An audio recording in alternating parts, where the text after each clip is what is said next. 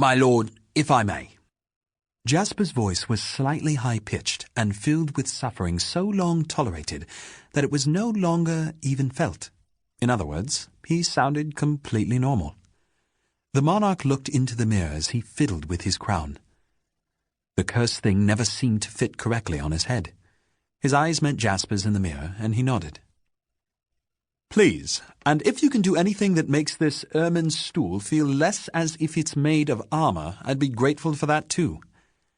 Alas, said Jasper as he stepped beside the young king he had tended since the monarch's birth.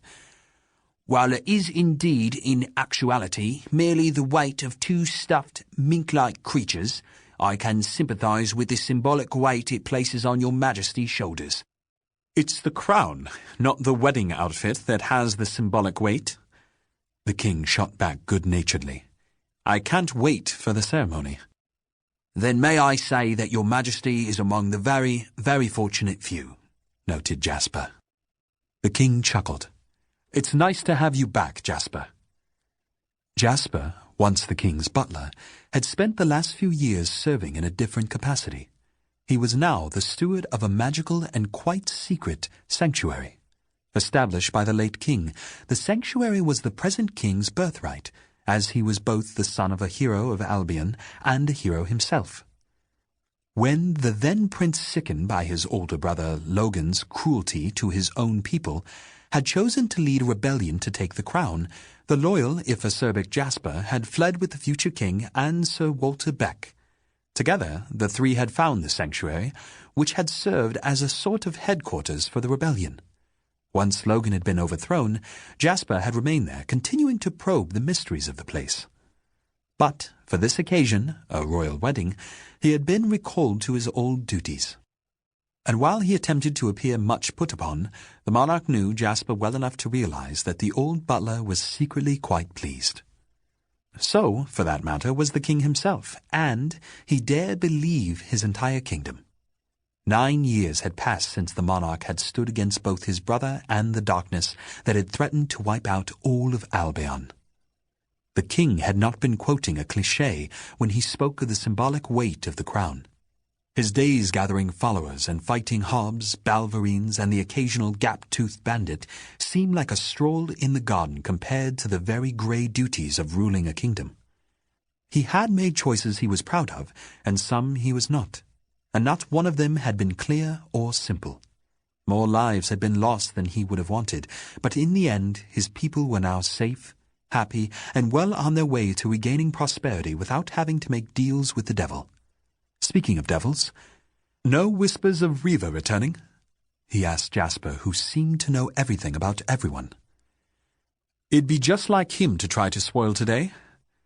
I can honestly say that I have not heard a breath of Mr. Reva's whereabouts, and I am buoyant with delight at that fact. Ben Finn's just gotten back from wandering about, and Page's network hasn't heard anything either, the king said. We may just have gotten lucky. I would torch wood when you say that, your Majesty, repeatedly. The king grinned. He glanced down at the other old friend, who sat patiently at his feet, as he had done for over a decade. His border collie, Rex, had been a faithful ally on the long road to rule.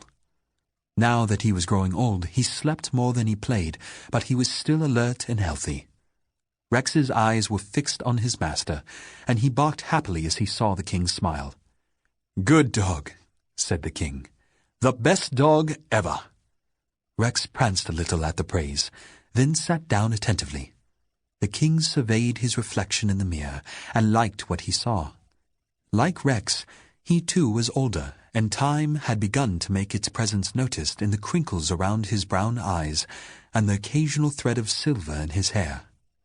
His face was still strong, and if the blushing and giggling ladies of the court were to be believed, handsome. But he didn't care what they thought.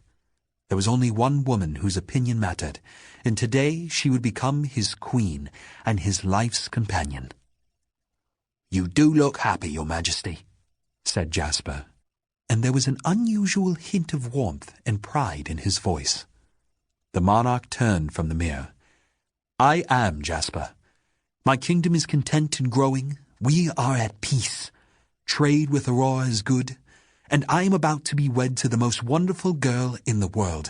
And, he added, whispering conspiratorially, I'll be happier still tonight. One should hope so, Your Majesty.